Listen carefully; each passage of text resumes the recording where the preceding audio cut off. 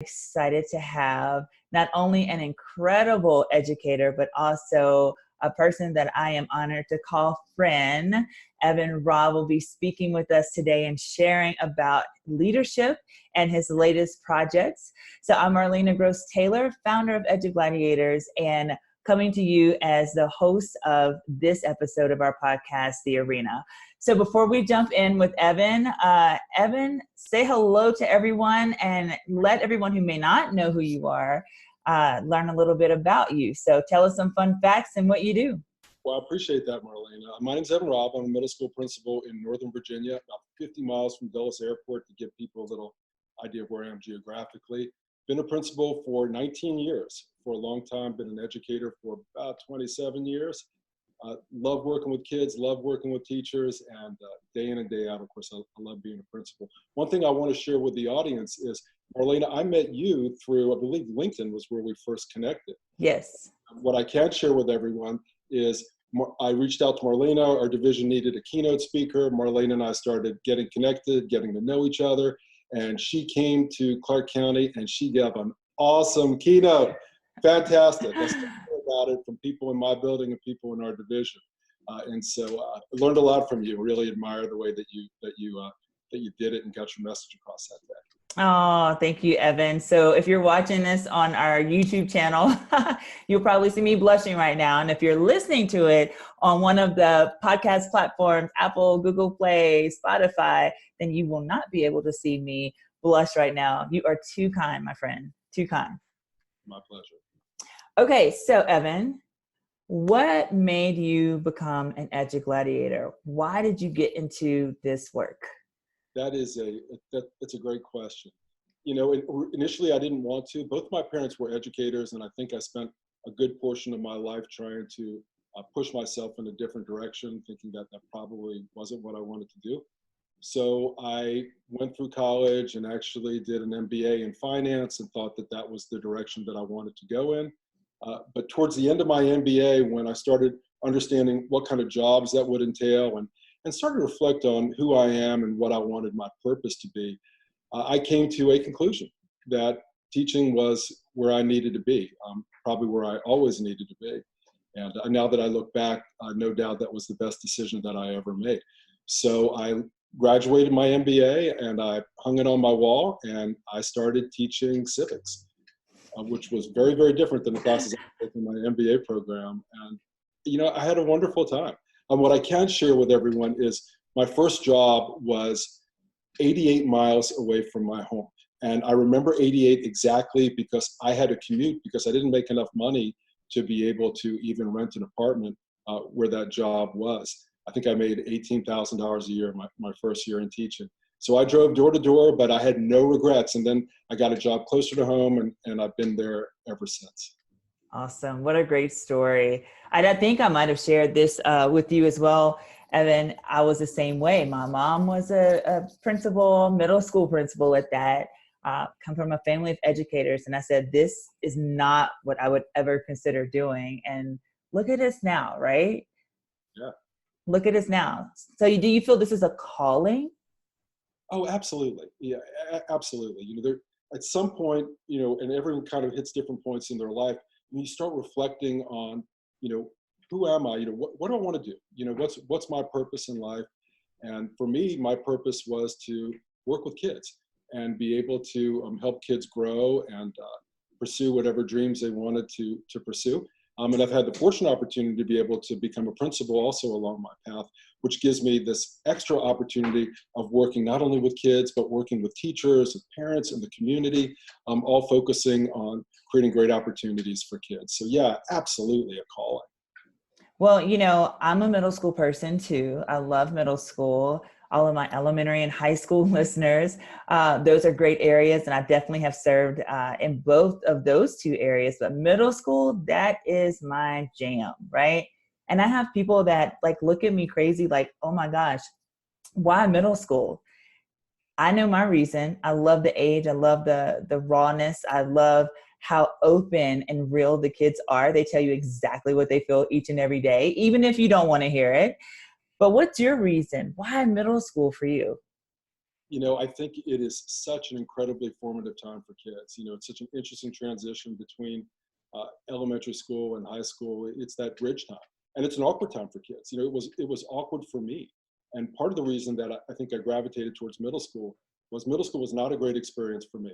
I had some rather challenging experiences when I was in middle school.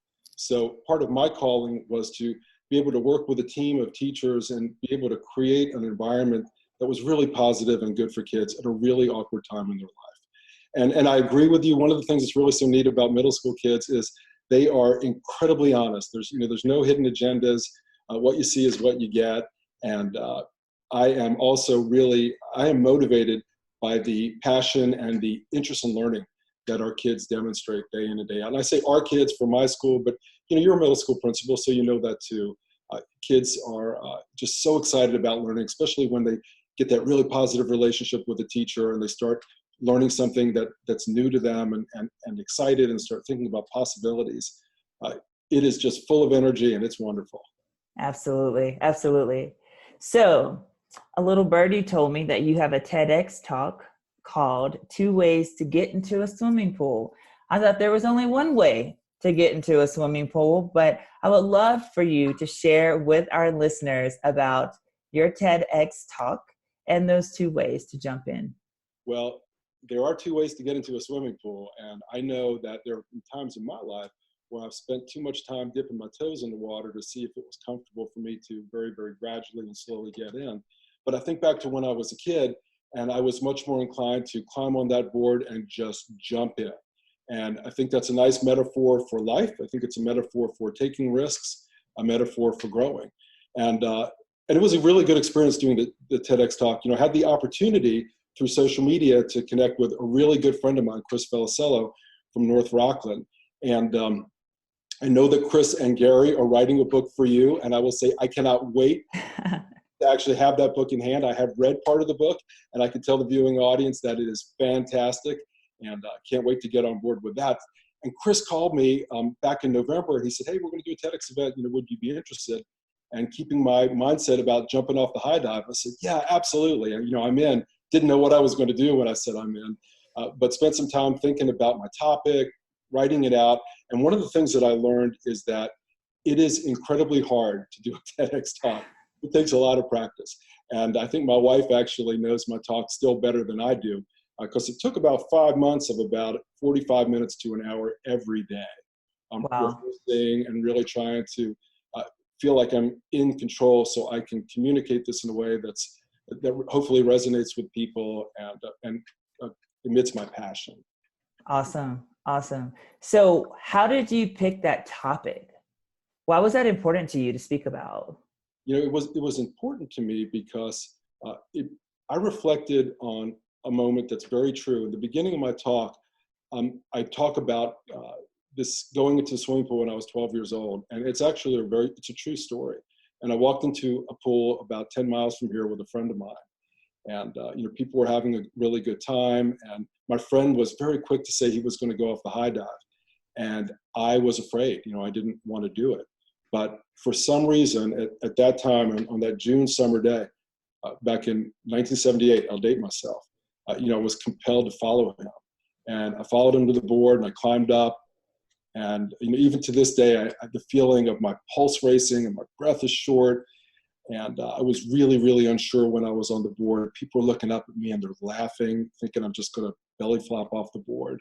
And I was thinking, do I go feet first or do I just dive in? And I dove in. I dove in, and it felt great.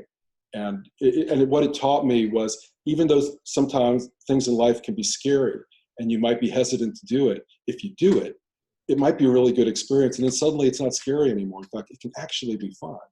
And so my talk is me telling that story, but hopefully inspiring other people to think about high dives in their life, whether it's the actual high dive or something that's a metaphorical high dive. And how can you use that as a way to make a leap, to become better at what you do? And that's the message. And the other message was, I was inspired by my grandfather, and I get to tell his story in that TEDx talk, and that's something that's really, really important to me. He passed away a long time ago, in 1980, but he taught me a lot of lessons. And one of the things that he taught me was, if you work hard and you set goals for yourself and you take some chances, you can become something, whatever that is. I mean, success can be defined in lots of different ways. You know, some people it's money, other people it's happiness, but whatever success means to you, you can find it, but you got to take some chances and you got to take some leaps.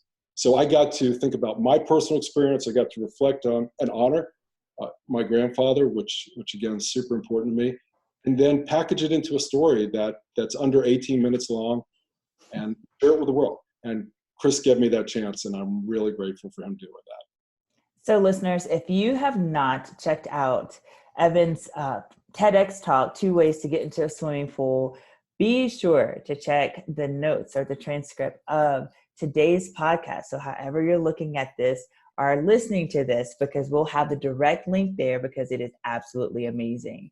So Evan, you know, a lot of times as leaders, I think that in general, leaders want to take the jump, they want to dive in, but things are holding them back. So what would be your advice for principals that are administrators that are at the edge of the diving board, looking down, wanting to go in, but for whatever reason, something is holding them back? Maybe it's fear, maybe it's culture of current district or school. How do they jump? You know, that's a great question. Maybe the $1 million question. You know, so at some point, one of the realizations that I came to is that if you want to take some risks and you want to take some chances, you know, first of all, you do have to feel safe to do it. And that then within a building, if you're a principal, that has to do with the culture and the relationships, you know, that are created in the building. And I know you relate to that. You know, and what I say in my talk is no one's going to leap off of a high dive if they think they're going to get laughed at and made fun of, you know, or if they think they leap badly, that someone's going to give them a bad evaluation. You know, so part of that needs to be in place, that people feel liberated and free to take a chance. But the other thing that I keep coming back to, and I know that you relate to this because this resonated in times that I've heard you talk, is everything that we do is designed to give us exactly what we get. And so if you're not happy with something in your life personally or in your life professionally, I like to come back to, well, whatever I'm doing, it's designed to give me what I'm getting. So if I want a different effect, I need to do something different. And that may be a conservative move, but sometimes it might mean just jumping off the high dive and giving something a chance and trying to welcome and bring something different into your life. So that's what I come back to, is this feeling that everything I do is designed to give me what I get, and what needs to happen culturally within the organization that encourages people to do that. And if you can set that up in an organization, whether it's a school or a business, and I know you have backgrounds in both, and you know, and so do I when I think back, especially to my MBA program. But it's not just in schools. You know, businesses need to make leaps too. But what I would say is that businesses are a little more likely to make leaps because there's a pressure to be competitive, a pressure to be innovative, because if businesses don't do that, they go out of business. And so in education, some of that's not there. But so I think it comes back to, how do we as leaders create an environment where people feel comfortable to do that? And then are we willing to model it? Because you can't tell people to jump off of a high dive if you're not doing it either. You got to do it too. Exactly. And I love the comparison that you made between like businesses, how they are quicker maybe to jump off the diving board, right? To take that chance. And it's very interesting because in schools, that's what we are talking about. And that's what we're trying to encourage our students to take a chance, encourage our teachers, if you're a leader, to take a chance. Yet oftentimes our leaders, we are not willing to take that same chance. We're not willing to fail. What are the lessons? What do you think is the number one lesson that can be learned from not just taking the dive into the swimming pool, but if you fail, maybe you belly flop? What are the lessons to be learned from that? I think one of the lessons is it has to do with how we think about failure. You know, failure can be, okay, it went bad and so I quit, or failure can be, wow, this is an opportunity for me to reflect and think a little bit different, and maybe I can learn from this and try again. You know, I keep coming back to that. Taking risks, being willing to do something different is the only way, you know, that we're going to find that next level, that we're going to find the greatness that I do believe is in everyone. You know, I don't think it's limited just to certain individuals, but I think that people that become successful, again, however they may define success, always take chances. They take some leaps. But sometimes in society, we don't see the failures. We just see the end product. And all those, you've probably read these stories before about Thomas Edison when he invented the light bulb. I mean, he didn't just invent the light bulb. He went through a lot of different prototypes and a lot of them failed. But instead of quitting, he persevered and he kept going until he found, the light bulb, and now everyone associates him with that. However, a lot of work went into getting there. So I think failure is about your mindset, and it's about how you think about it. And of course, it's, the same thing for kids. If kids fail and then they quit, well, that's not helping them at all. Moves down a different path, but certainly some parallels there too. Absolutely. I love that. I love that. So let's shift gears a little bit and talk about your book that was released a little while ago now. You're on a roll. You're on a roll here with writing the books, and we'll talk about if the rumor is true of a second book. But let's talk about the book that was recently released called 10-Minute Principle. Tell me, what is that book about, and why did you write it? I wrote that book because I wanted to share some successes that I had with people, and I wanted to be really honest about some failures that I had along the way also. So hopefully people can learn from that. And I wanted to share some ideas on how to look at time and use time, hopefully in a more productive way.